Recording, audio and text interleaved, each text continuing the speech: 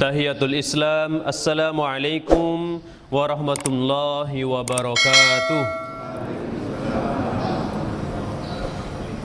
Alhamdulillah Rabbil Alamin. Alhamdulillahilladzi bi ni'matihi tatimmus sholihat wa bi afwihi tughfaru dzunubu wassayyi'at wa bi karamihi tuqbalul ataya wal qurubat wa bi lutfihi tustarul uyubu wazzallat. Asyhadu an la ilaha illallah wahdahu la syarikalah wa asyhadu anna Muhammadan abduhu wa rasuluh. Allahumma salli ala Muhammad wa ala ali Muhammad. Sehat sedanten Bapak Ibu. Masih momen lebaran nggih. Ramadan berlalu sudah berapa hari Bapak Ibu? 14 hari. Sekarang masuk bulan Syawal, hari ke-14. Bersyukur kepada Allah Tabaraka wa Ta'ala biqauli alhamdulillahirabbil alamin.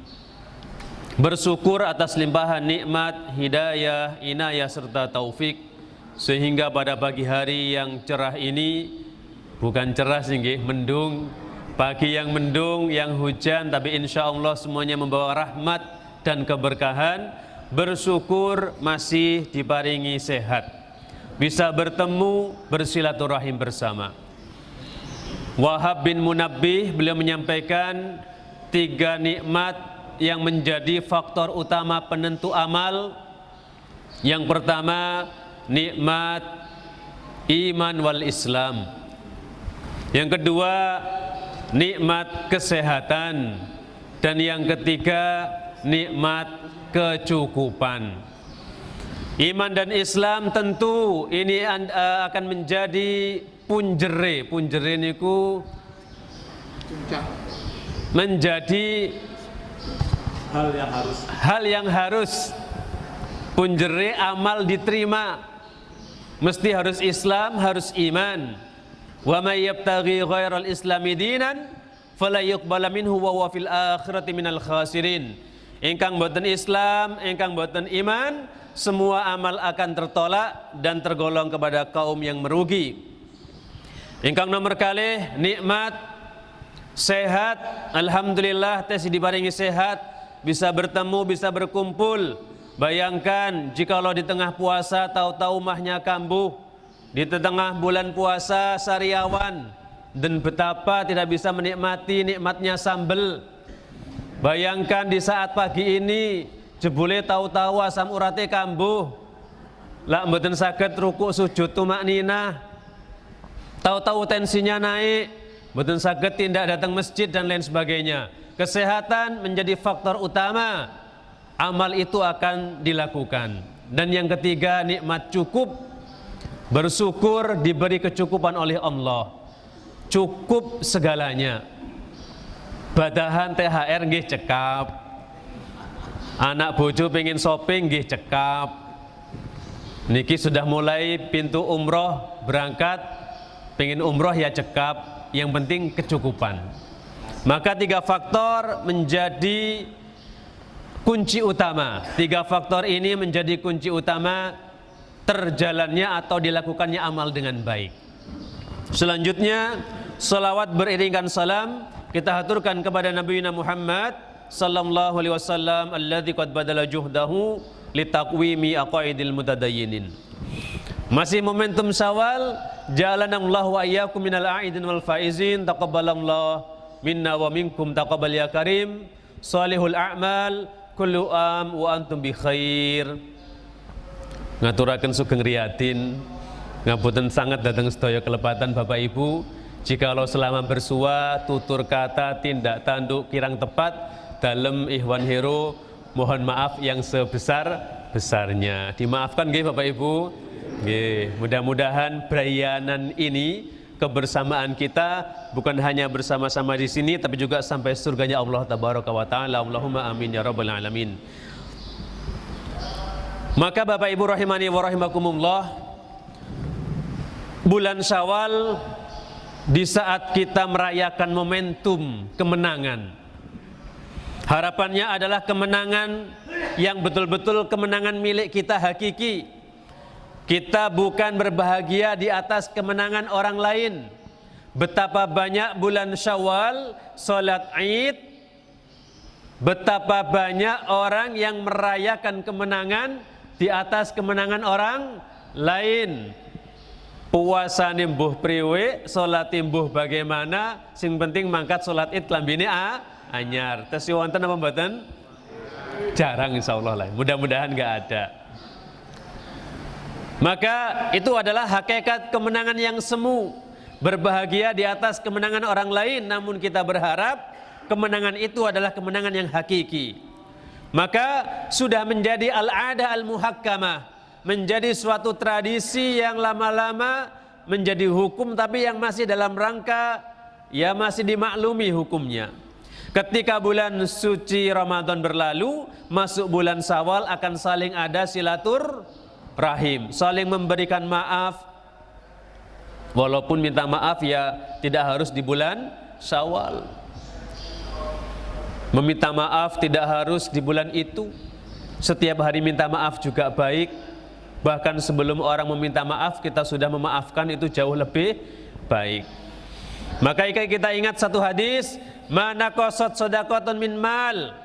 Sedekah harta tidak akan mengurangi, sedekah tidak akan mengurangi harta. Wa ma zadallahu 'abdan bi'afin illa izzan. Tidaklah Allah menambah kepada seorang hamba sifat pemaaf, melainkan akan semakin membuatnya mulia.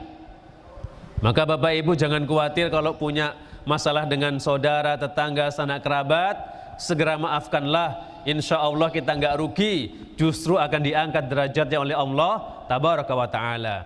Wa ma tawadu'a ahad lillahi illa rafa'ahumullah.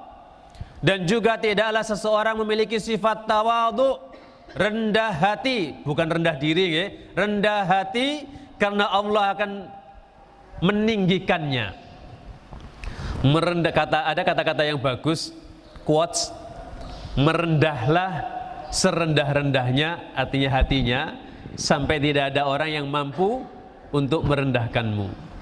Kenapa? Karena sejatinya tatkala kita merendahkan diri, Allah sedang meninggikan derajat kita. Maka Bapak Ibu rahimani wa rahimakumullah, setidaknya pada penggalan yang kedua, wa ma zadallahu abdan bi'afin illa izzan. Kesempatan bermaaf-maafan, tradisi ini masih ada di bulan Syawal, maka yang belum, mari maafkanlah. Kemudian hadis selanjutnya, ini kebiasaan kita bersama, ketika ketemu salam, kemudian saling bersalaman, menguatkan kembali, mamin muslimain yaltaqiyani fayatasafahani. Tidaklah dua orang muslim saling bertemu kemudian saling berjabat tangan, illa ghufira lahum ma qabla ayyaftariqa, maka akan diampuni dosa keduanya sebelum mereka berpisah. Mudah-mudahan tadi yang ketemu salaman, saling mengikhlaskan, hakul adami langsung hilang.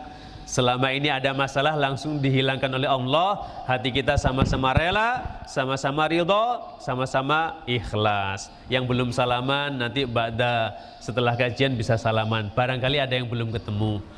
Bapak Ibu rahimani wa rahimakumullah, dua hadis ini sangat familiar di bulan Syawal. Dua hadis ini sangat cocok dengan momentum kita. Selanjutnya Bapak Ibu rahimani wa rahimakumullah, kalau lihat gambar ini sih kira-kira keingatan siapa Bapak Ibu? Nabi Yusuf alaihissalam.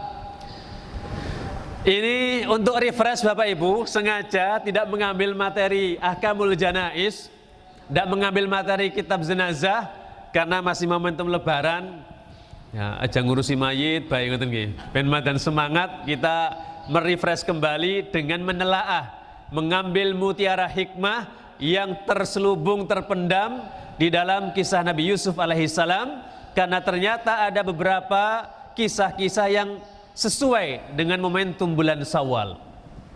Bapak Ibu, kalau kita ingat Nabi Yusuf ini disinggung oleh Rasulullah. Ani bin Umar radhiyallahu anhuma anna Rasulullah sallallahu alaihi wasallam qala al-karim ibnul karim Yusuf ibnu Yaqub ibni Ishaq ibni Ibrahim alaihimussalam. Orang mulia, putra orang mulia, cucunya orang mulia, cicitnya orang mulia. Siapa dia? Yusuf bin Yakub bin Ishak bin Ibrahim. Berarti Yusuf niki cicitnya Nabi Ibrahim alaihimussalam. Ketika kita ingat cerita Nabi Yusuf, Quran surat Yusuf itu berjumlah 111 ayat Bapak Ibu. Mulai dari ayat yang pertama sampai yang terakhir, kalau kita mau selami semuanya ada hikmah yang terkandung di dalamnya. Walaupun yang terbesit di benak kita, yang dari dulu kisah ini kita dapatkan, kalau keingatan nama Nabi Yusuf, mesti dicemplung sumur, ditolong oleh kafilah, leres nggih, didengki oleh 11 saudaranya, jadi budak kemudian dijual, berprestasi bagus kemudian masuk istana, digoda oleh seorang wanita istri dari menteri, dan sehingga dia terhindar dari godaan itu karena berlindung kepada Allah, di penjara. Artinya kisah hidupnya penuh dengan kesedihan. Saudaranya sendiri membenci, dimasukkan sumur. Perjalanannya itu pokoknya penuh dengan kesedihan, menjalani kehidupan sebatang kara. Lah nanti ternyata dari kisah yang sedih-sedih itu ada kaitannya kenapa kok Rasulullah SAW ketika itu diminta untuk belajar kepada kisah Nabi Yusuf alaihissalam. Padahal Yusuf ke Muhammad kan cukup jauh sekali. Ternyata Bapak Ibu, ada yang menyampaikan bahwa asbabun nuzul surat Yusuf. Di satu sisi ada hadis ketika itu kaum kufar Makkah kepingin, kaum kufar dan Yahudi meminta kepada Rasulullah, cobalah ceritakan bagaimana ceritanya Yakub berpindah dari Sam ke Mesir dan juga ceritanya Yusuf. Kemudian turunlah surat ini. Namun para ulama ada yang menggarisbawahi, jaa fi sababi nuzuliha aidon, di antara sebab turunnya surat Yusuf ini, annaha nazalat fil amil ladzi istama'at fihi lahzan fi qalbi rasul. Surat ini turun di mana Rasulullah SAW di tahun itu berkumpul kesedihan di dalam hatinya. Fastadda adzabal musyrikin lahu wa li ashabih. Ketika itu sudah Rasulullah bersedih banget, tekanan dari kaum musyrikin sangat dahsyat. Wa kana qad faqada zaujatahu Khadijah. Ketika itu beliau kehilangan istrinya sinten? Khadijah. Wa ammuhu Abu Thalib, dan juga di tahun itu beliau ditinggal oleh pamannya sinten? Abu Thalib. Faja'at tasliyatul li fuadir Rasul, maka datanglah hiburan untuk Rasulullah SAW agar belajar dari kisahnya Nabi Yusuf alaihissalam. Agar apa? Litukhaffifa anhu masaibahu, agar meringankan beban-beban musibahnya. Jadi ternyata kalau kita kepingin refreshing Bapak Ibu, kita membaca sejarah, mendengarkan kisah, tapi kisah yang menginspirasi, bukan kisah bawang merah bawang putih, bukan kisah buto hijau. Maka ini ada pergeseran. Anak-anak kita sejak PAUD ini hati-hati, guru yang PAUD-PAUD, ayo beralih kepada kisah-kisah yang bukan yang fiktif, tapi yang betul-betul realita pernah terjadi. Ini kisah Nabi Yusuf sudah ribuan tahun yang lalu, tapi tatkala kita baca, kita kaji, seakan-akan masih live streaming now, seakan-akan masih nyata, baru kemarin terjadi, kan ngoten. Dan ceritanya itu asik sebetulnya. Maka Rasulullah pun butuh refreshing, butuh hiburan. Akhirnya oleh Allah Tabaraka wa Ta'ala diturunkan surat Yusuf, ngana diwaca, dipelajari, diambil pelajarannya.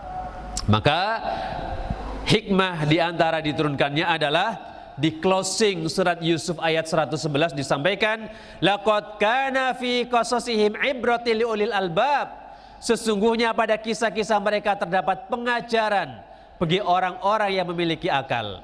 Maka nah haditha yuftara, Al-Quran bukan cerita yang dibuat-buat. Jadi ceritanya dalam Al-Quran itu nyata. Walakin tasdiqal ladzi baina yadayhi wa tafsila kulli syai' wa hudaw wa rahmatal liqaumin yu'minun.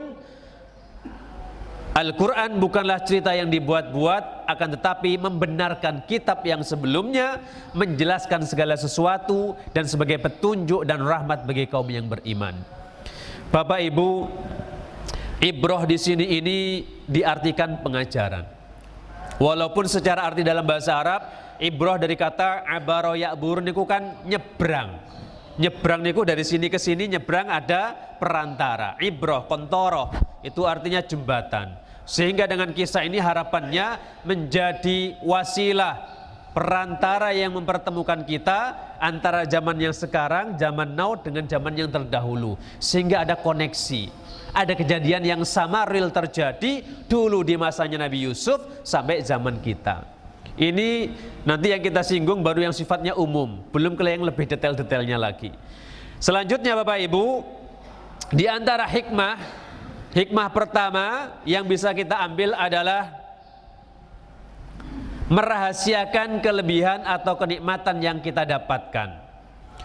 Dalam Quran Yusuf, dalam surat Yusuf ayat keempat, idh qala Yusuf li abihi ya abati inni ra'aitu ahada asyara kaukaba wa syamsa wal qamar ra'aituhum li sajidin. Yusuf kecil ketika itu curhat, Pak. Curhat kepada bapaknya. Siapa bapaknya Bapak Ibu? Nabi Yakub.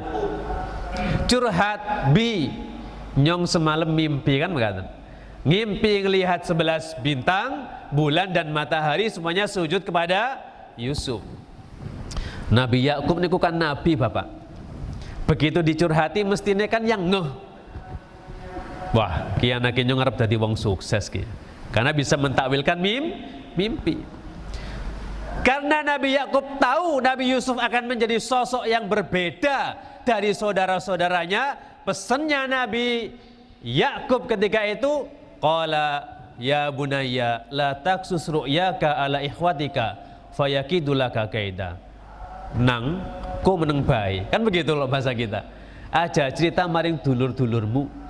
Jangan kau ceritakan kepada saudara-saudaramu. Fayakidulaka kaida, nanti kalau enggak mesti nih saudaramu akan berbuat makar. Bahasa kita makar.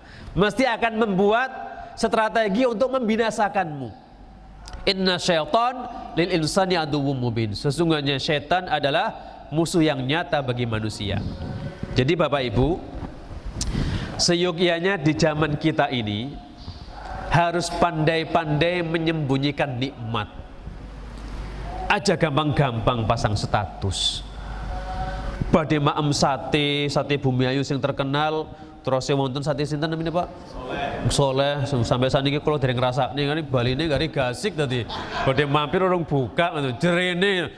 Sate Bumi Ayu tat, sate Soleh top banget, difoto, kita gambari, Masya Allah. Pamer foto tok ngoten nggih.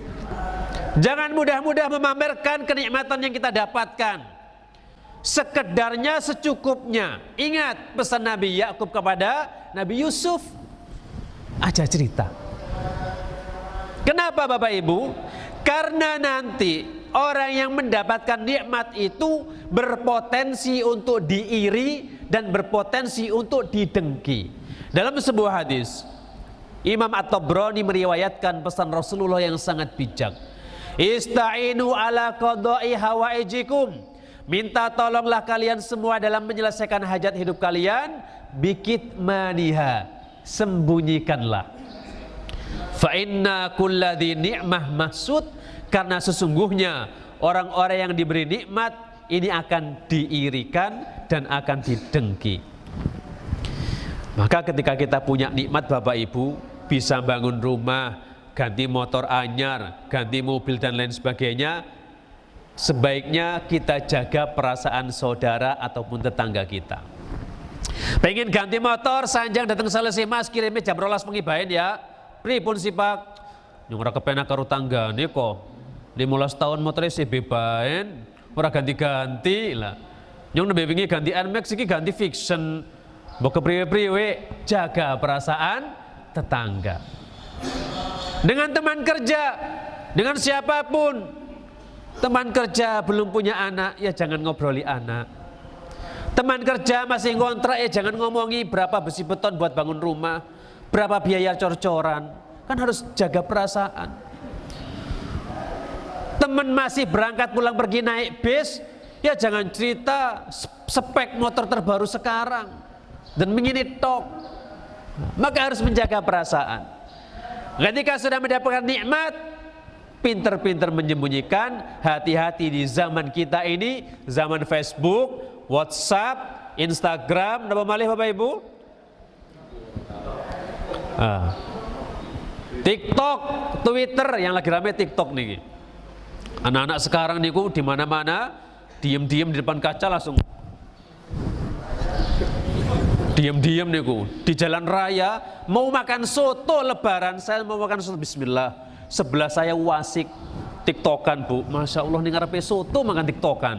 Ini generasi sekarang. Maka kembali lagi Bapak Ibu, menjaga diri untuk tidak mudah menshow-kan nikmat yang kita dapatkan. Kita belajar dari Nabi Yakub kepada Nabi Yusuf. Kenapa? Karena berpotensi untuk mendatangkan sikap iri dan dengki. Kalau kita lihat Bapak Ibu, dalam tafsir Al-Qurtubi, dalam Quran surat Al-Falaq ini diambilnya ayat ujung yang terakhir tentang hasad. Beliau mengatakan wal hasad awwalu dzambin usiyallahu bihi fis sama wa awwalu dzambin usiya bihi fil ard. Jadi dengki itu adalah dosa pertama kali yang terjadi dilakukan di langit dan dosa pertama kali dilakukan di bumi. Kalau di langit, kapan dengki itu terjadi? Awal penciptaan Adam menyebabkan iblis dengki. Begitu di dunia, Nabi Adam punya anak namanya Qabil dan Habil. Ketika dua-duanya diminta untuk mempersembahkan kurban, ada salah satu kurbannya yang tidak diterima. Kurbannya sinten? Qabil. Kurbannya Qabil tidak diterima, sehingga Qabil dengki kepada Habil. Nah, maka Imam Al-Qurtubi menyampaikan hasad itu adalah dosa pertama yang terjadi di langit dan dosa pertama yang terjadi di bumi. Maka efeknya besar Bapak Ibu. Hasad iri ini seakan-akan kayak biasa nggih. Karena ini ada dalam naluri manusia. Kan kita itu rata-rata SMS. Suka melihat orang lain susah, susah melihat orang lain senang. Itu kan hukum-hukum manusiawi yang harus jauh-jauh dibuang. Berbahagia di atas kebahagiaan orang lain itu paling susah. Melihat anak tetangga diterima CPNS, alhamdulillah anakku diterima PNS. Duh, anak nyong urung leh. Arab kesuh ya kepriwe, orang patut kan kan. Panas baik. Ini mendoakan, ya alhamdulillah, mudah-mudahan di PNS bisa menjadi ladang ibadah. Anak ini kepriwe, urung rezekine. Pangestune kan begaten. Tapi kan hawa-hawa itu pasti ada. Manusiawi, hawa kecewa, hawa nelangsa, hawa baper apalagi itu pasti ada.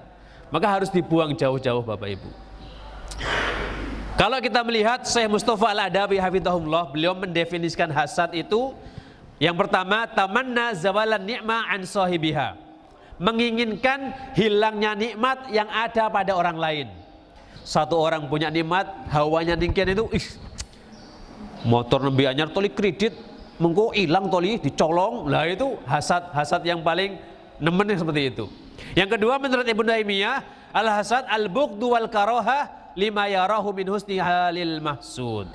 Membenci dan tidak suka terhadap keadaan baik yang ada pada orang yang dihasad. Artinya ketika kita melihat orang lain mendapatkan nikmat, kita hawani gembrungsung. Itu menurut Ibnu Taimiyah. Dua-duanya harus kita hindari. Karena Bapak Ibu ternyata kalau nanti kita melihat ayat selanjutnya, ayat 2 ini, efek daripada hasad itu kelakuan setelah sifat hasad itu ada, itu langsung kepada tindakan ekstrim. Dalam surat Yusuf ayat 11 disampaikan, begitu teman-temannya, saudara-saudaranya iri kepada Yusuf, apa komentar yang keluar? Uqtulu Yusuf, pateni baen. Kan begitu. Judulnya langsung pateni. Kan tindakan ekstrim hanya berawal dari hasad yang bersumber dari hati. Uqtulu Yusuf, bunuhlah Yusuf. Awitrahuhu ardon yakhlulakum wajhu abikum. Atau buang ke suatu tempat di suatu daerah yang tidak dikenal supaya perhatian ayahmu tertumpah kepadamu saja. Wa takunu min ba'dihi wa qauman sholihin, dan sesudah itu hendaklah kamu menjadi orang-orang yang baik. Komentar pertama langsung uktul. Napa Bapak Ibu uktul? Bunuh. Dalam kisah Qabil dan Habil juga sama. Ketika min ahadihima walam yutaqabbal minal akhar, ketika kurbannya tidak diterima, komentar Qabil apa? Qala la aqtulannak, tak pateni awakmu, kan ngoten. Langsung komentar ekstrim yang keluar. Qala innama yataqabbalullahu minal muttaqin, tapi Habil menerima dengan lapang dada, sesungguhnya Allah hanya menerima amal dari orang yang bertakwa. Maka hasad ini Bapak Ibu bisa menimbulkan tindakan ekstrim. Berawal dari iri dengki, bencinya memuncak, akhirnya kepingin membinasakan, naudzubillah min dalik. Ini hikmah yang pertama, hendaknya tidak mudah-mudah menampakkan nikmat, tidak mudah-mudah menshow-kan kenikmatan yang kita dapat, karena bisa berpotensi untuk diirikan, didengki, dihasad dan lain sebagainya. Maka untuk meminimalisir itu harus menggerakkan gerakan sosial. Napa niku? Suka berbagi. Itu diantara tips agar menekan sikap iri dan dengki. Punya tetangga sing sewot karena kita kulkasnya anyar, ya setelah beberapa hari kirimilah buah yang masih dingin dari kulkas. Ini Bu, baru kemarin tak taruh di kulkas, apele atau anggurnya dingin, kasihkan ke tetangga agar hatinya juga dingin. Kan bekatan. Hidup bertetangga niku kan riskan banget Bapak Ibu. Kita bertahun-tahun nggak mampu beli AC. Tetangga kita setiap kamar ada AC-nya. Kan begitu. Ini betul-betul ilmu dalam kemasyarakatan harus diolah dengan baik. Mental skill kita, artinya apa? Hawa nafsu, emosi dan lain sebagainya harus dikendalikan. Karena kalau tidak hawanya kesuh tok isinya kan mengatakan. Maka mudah-mudahan kita terhindar dari sikap yang ini. Selanjutnya Bapak Ibu, hadis yang panjang ini juga menyampaikan kata-kata yang pertama, la tahasadu, jangan kalian saling mendengki. Ini hadis yang sangat panjang, diawali dari la tahasadu wa la tanajasu ila akhiril hadis. Bahkan Bapak Ibu, dari kedekatan Nabi Yakub dan Nabi Yusuf itu ada juga yang menafsirkan bahwa seyogianya seorang ayah itu bisa dekat dengan anak. Walaupun dalam dunia psikologi anak-anak, pertumbuhan anak perempuan itu yang baik dekat dengan ayah, anak laki-laki dekat dengan ibu, silang. Orang tua harus dekat dengan anak agar apa? Agar anak itu ketika curhat kayak nggak ada sekat. Ini kan yang dicontohkan Nabi Yakub kepada Nabi Yusuf. Yusuf kecil enjoy saja, Bi. Aku mimpi ya Bi melihat ini, kan begitu. Sekarang kita jarang, terkadang kita susah mendidik anak kita karena ada sekat yang jauh. Kita sibuk, pulangnya waktu kita berangkat anak masih tidur, pulang lagi anak sudah tidur. Sehingga waktu bermain terbatas, ada jeda jarak, sehingga ketika anak mau curhat hawanya wedi. Kan bekaten, maka ini yang harus dihindari.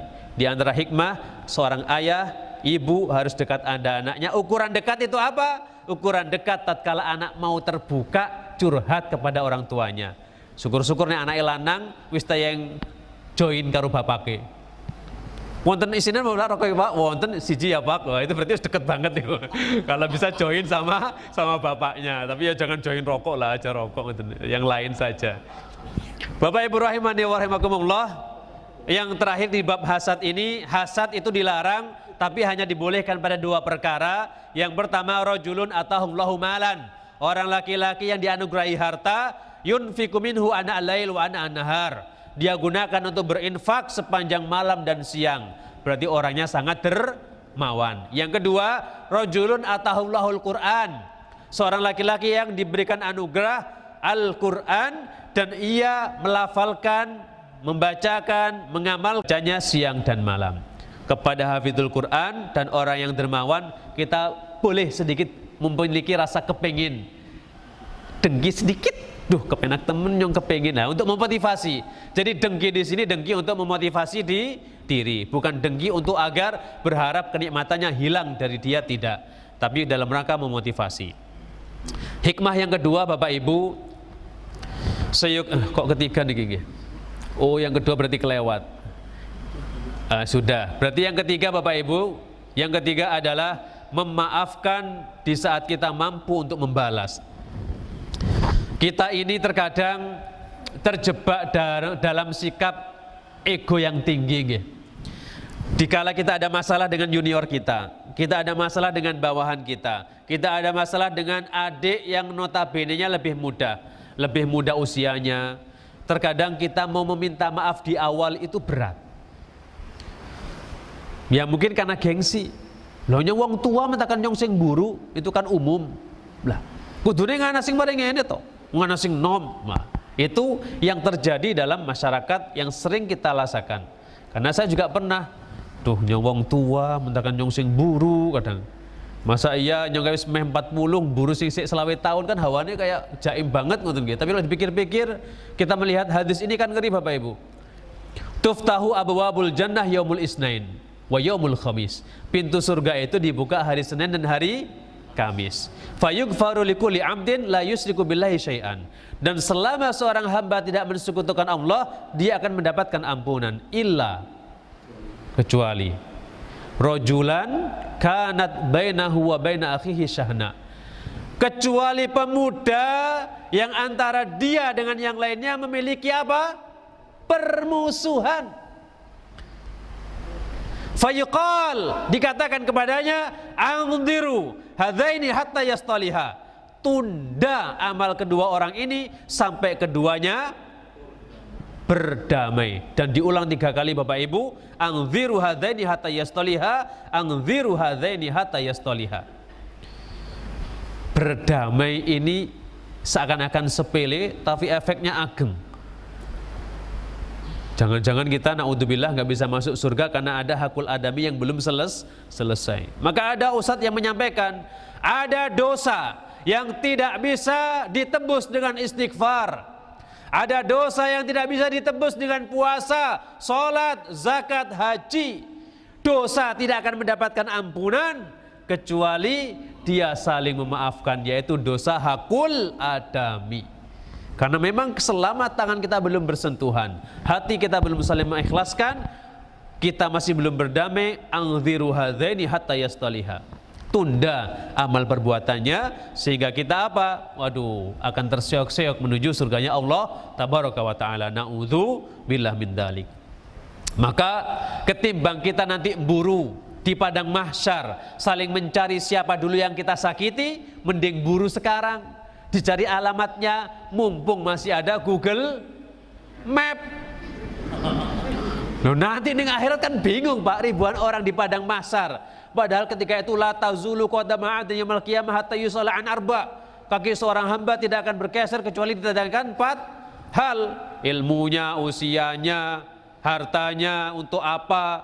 Nah, nanti kalau kita ditanya repot jawab, urung jaluk pangapura dan gimana bingungnya.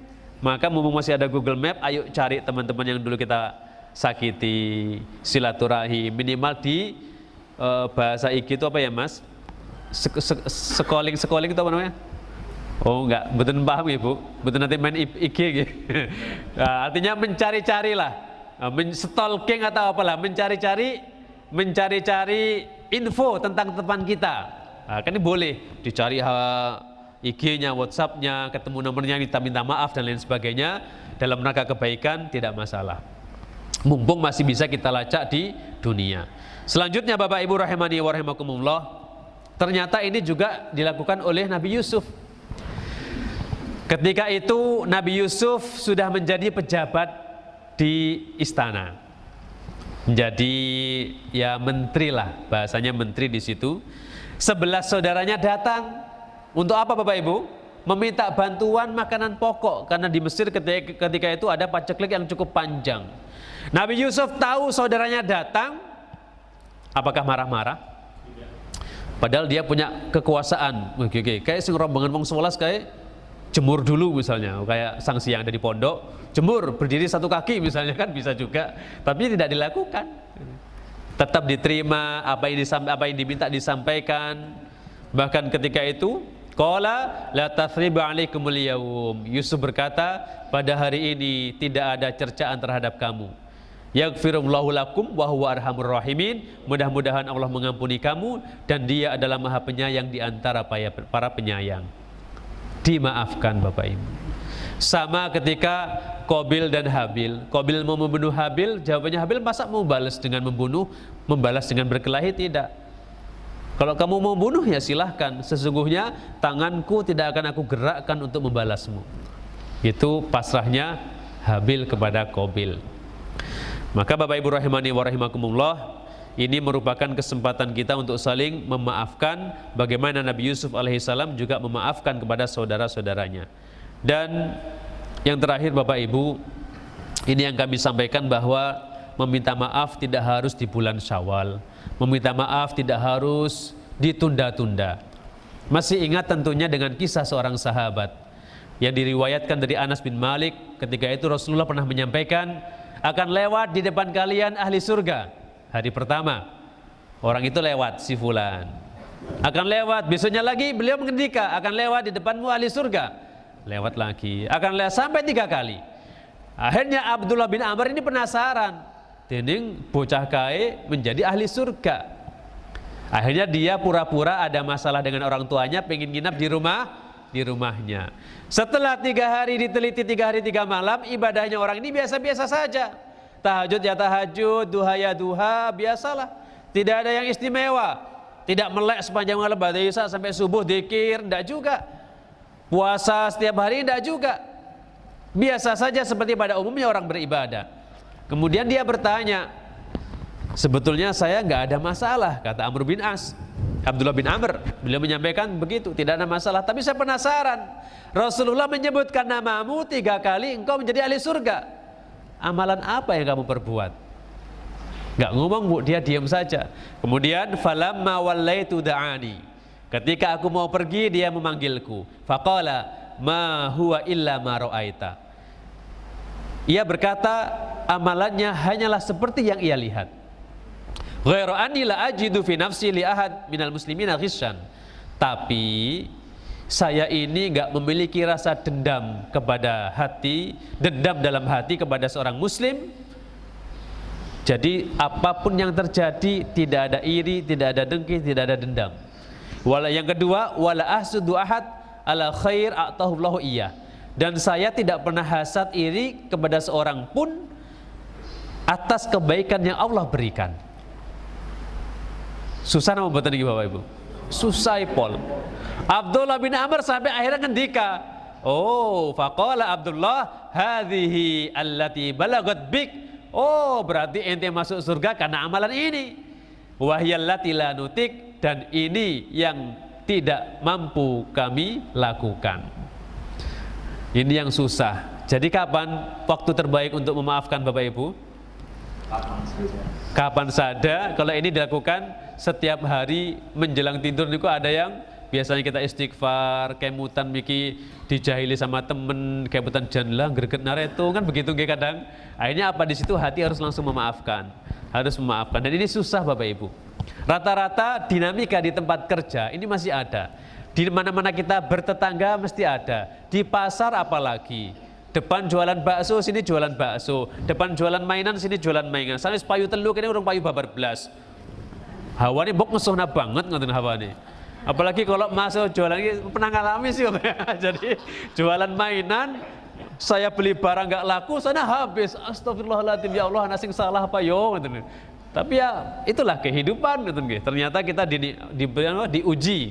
diuji oleh Allah untuk tidak sekedar menjadi orang yang mukhlisin, tapi juga mukhlasin. Kalau mukhlisin adalah orang-orang yang berbuat ikhlas. Mudah-mudahan kita tergolong orang yang berbuat ikhlas, namanya mukhlisin. Tapi kalau mukhlasin, orang-orang yang dipaksa untuk ikhlas. Anugerah ikhlasnya itu dari Allah. Lah rata-rata orang yang mendapatkan anugerah ikhlas adalah orang yang diberi masalah agar ikhlas. Itu bedanya mukhlisin dengan mukhlasin. Bapak Ibu rahimani wa rahimakumullah, tentunya banyak hikmah Bapak Ibu. 1 ayat, 2 ayat dalam kisah surat Yusuf itu banyak sekali hikmahnya. Namun kalau kita melihat, membaca, ada kisah-kisah yang sifatnya diterbitkan oleh Israiliyat. Seperti kisah 1000 Laila Majnun abang ya, yang di situ mengisahkan Yusuf ketemu dengan Zulaikha. Dalam Al-Qur'an nama Zulaikha tidak ada, hanya disebutkan istri seorang menteri, pejabat. Tidak dispesifikkan. Bahkan bagaimana ketika wanita itu merayu Yusuf, tidak dispesifikkan juga, cuman pakai kata-kata rawadathu. Dia wanita merayu Yusuf. Tidak disebutkan merayunya dengan apa, dengan senyuman, dengan apa, enggak disampaikan demikian. Kenapa? Karena tidak semuanya harus disampaikan. Nanti kalau disampaikan terus terang malah menginspirasi, sehingga ingin diikuti. Oh, ganu nang Yusuf carane kayak kiye. Kan bahaya kalau diikuti anak pemuda zaman sekarang. Maka Al-Quran sangat hikmat dan bijak dalam menyampaikan sebuah kisah. Maka kita belajar dari situ Bapak Ibu rahimani wa rahimakumullah. Tentu harapan kita semuanya kita berlindung kepada Allah sehingga kita terhindar dari fitnah-fitnah yang seperti ini. Fitnah-fitnah wanita itu fitnah paling berat bagi laki-laki. Nggih, Bapak? Gitu, sepakat? Fitnah perempuan itu fitnah yang paling berat. Nabi Yusuf dibenci saudaranya yang 11 itu cuman dicemplung di sumur. Begitu dimasukkan sumur ya sudah pasrah, ya Allah. Kalau nggak ada yang nolong, yang nyong mati, gara nasi liwat yang nyong terselamatkan, beres. Tawakal kepada Allah. Tapi begitu yang menggoda wanita, kan 2 yang dipilih Bu. 1, saya akan mengikuti godaan wanita terjerumus ke dalam dosa, atau aku menghindar tapi hawanya abot. 2 pilihan langsung. Maka tentu yang bisa menyelamatkan kita hanya Allah tabaraka wa ta'ala. Maka mari kita selalu berlindung dengan kemana-mana, selalu berucap keluar rumah berdoa apa Bapak Ibu? Bismillahirrahmanirrahim, la haula wala quwata illa billah.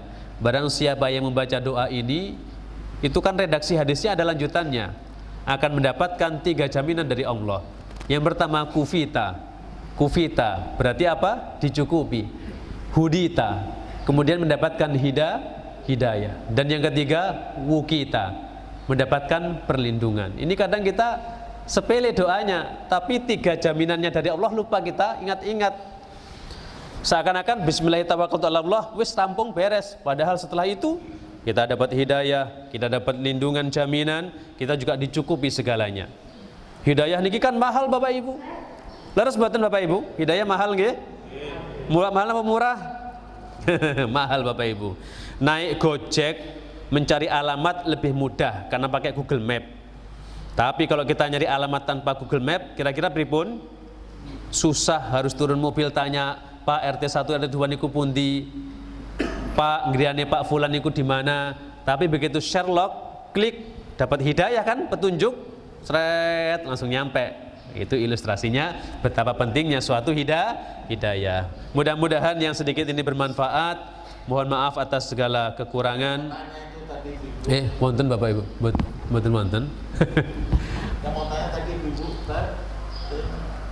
Ya, sebelum ditutup barangkali ada yang bertanya Bapak Ibu. Jikalau tidak, kita lanjutkan dengan kisah selanjutnya. Nanti jikalau sudah memungkinkan kita lanjutkan. Kalau bab Kitabul Janaiznya bertanya, kita akhiri dengan membaca doa kafaratul majlis. Subhanakallahumma wa bihamdika asyhadu an la ilaha illa anta astaghfiruka wa atubu ilaik. Aqulu qouli hadza fastaghfiruhu innahu huwal ghafurur rahim. Wassalamualaikum warahmatullahi wabarakatuh.